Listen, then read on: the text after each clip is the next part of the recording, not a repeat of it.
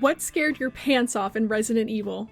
Resident Evil is one of the founding fathers when it comes to horror gaming. The franchise carved out what it means to be survival horror and helped set precedents we know to be survival horror classic components, like limited ammo and health items.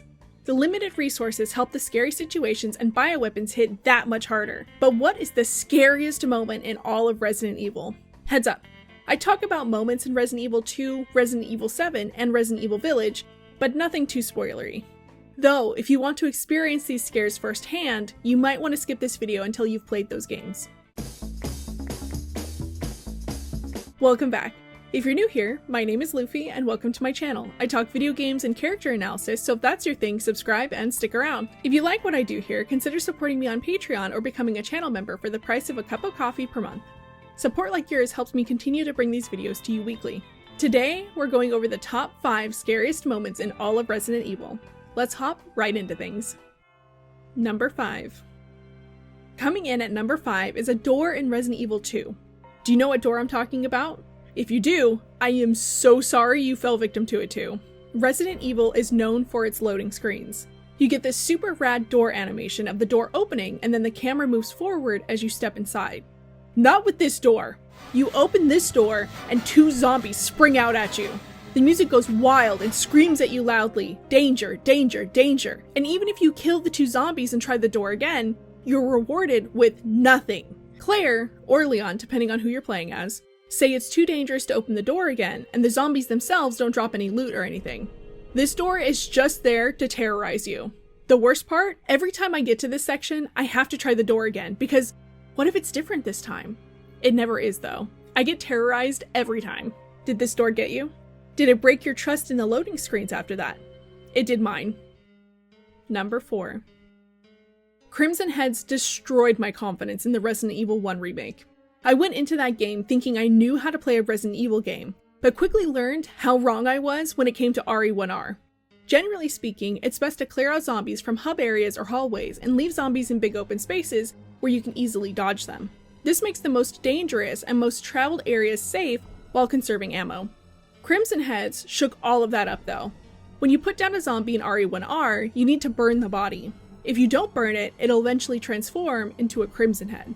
Crimson Heads are souped up zombies. They're faster, do more damage, and are terrifying to look at with their bloody heads. Crimson Heads scare me so bad that if I know there's a Crimson Head in a room, or there's likely to be one, I'll just cross that room right off my map. There's nothing in there worth braving a Crimson Head. I refuse to confront a Crimson Head.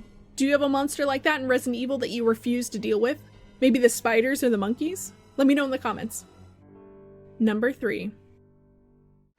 You eat all this and you can be one of us. But you gotta eat all of it. Being trapped in the Baker house in RE7 is bad enough, but at least you get some agency to move around the house as you look for ways to escape. Poor Clancy has already been captured and is handcuffed by his left hand in one of the bedrooms.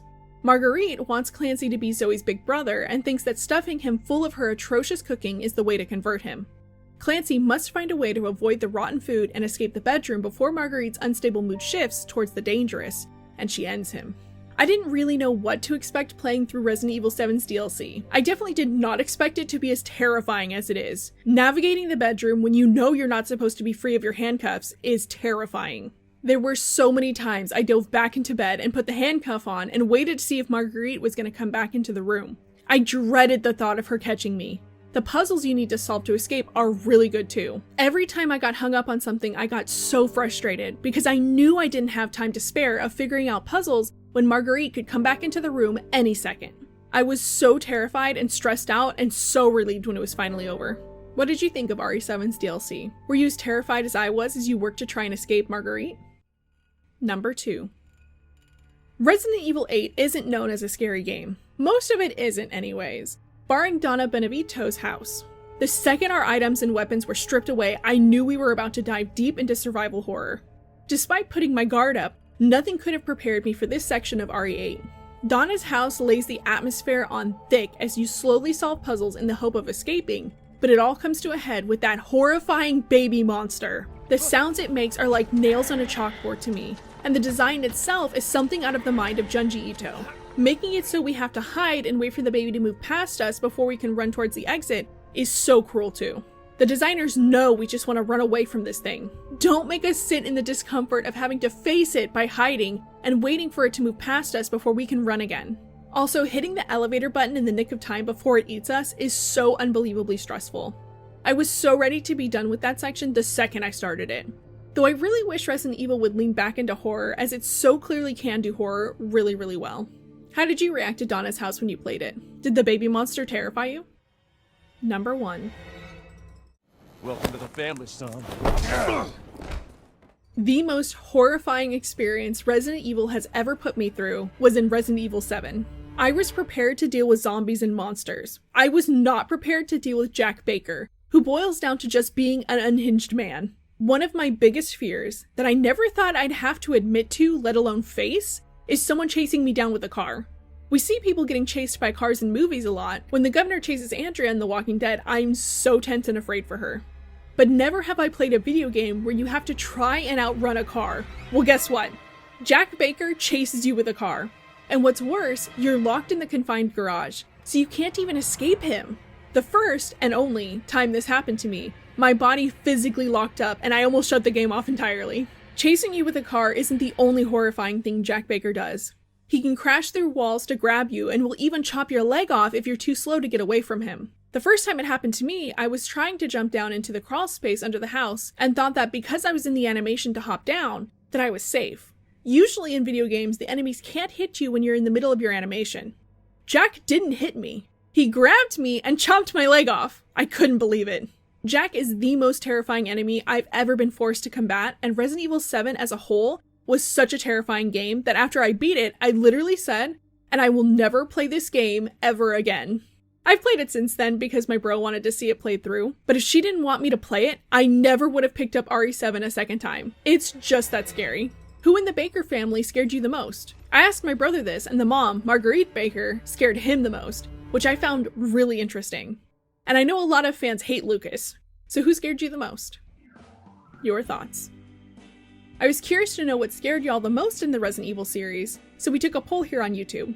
As of the time of writing this script, the majority of y'all voted the baby monster in Resident Evil Village to have scared you the most, which I completely understand. That baby monster almost gave me nightmares, and I still can't look at it for too long or else I'm afraid I will have a nightmare. Whoever designed that monster did a really great job. The Mad Cow commented, "The zombie dogs always terrified me and they still do. Getting chased by them in RE2R was nerve-wracking." Yes, the dogs scare the heck out of me too. There's a hallway in RE1 that me and my circle call the dog hallway because it's where a bunch of dogs jump through the windows at you, and I hate it. Every time I go through that hallway, I'm so tense and ready to completely cut that hallway off of my map, so that I never have to face those dogs again. And the imagery of the zombie dogs when you try to open the front door in the original RE1 is permanently burned into my mind. So scary. Your boy Dre5672 commented, "I got my limbs cut off, literally placed back on, and was forced to just use them as if that never happened. The imagery alone for someone who hasn't played RE7. Unfortunately, that's what happened when I played." Your boy brings up such a great point that I don't see talked about that often. The body horror in Resident Evil, and especially in Resident Evil 7, is horrifying. I felt sick when Jack chopped Lucas's arm off, and then double sick when he chopped our leg off. Absolutely disgusting and horrifying that you're expected to carry on with the rest of the game like you didn't just lose a limb and then had to juice it back on. I guess Ethan didn't have much time for grieving, but still, horrifying and disgusting. Garca Chaos commented, "Playing the original Resi 4 for the first time, being chased by Dr. Salvador, just hearing that chainsaw getting closer and closer, while I was running, maybe shooting another villager trying to grab more ammo, or anything while I run. When I finally beat him and thinking finally, now what's next?" Yes! Being chased by any of the chainsaw villagers is so incredibly stressful. And if you aren't able to put them down or avoid them, the death Leon faces is so incredibly gruesome. My stress levels go through the roof every time I hear a chainsaw in Resident Evil 4. Resident Evil has some of the most terrifying games in gaming. The original RE1 and RE2 will always stick out in my mind as some of the spookiest games, though I'll admit that when Resident Evil switched their focus to action with RE4, 5, and 6, that I didn't think they could produce another scary game.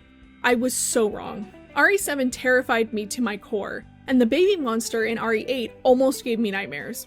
Who knew Resident Evil could still put out such scary games? What's Resident Evil's scariest game to you?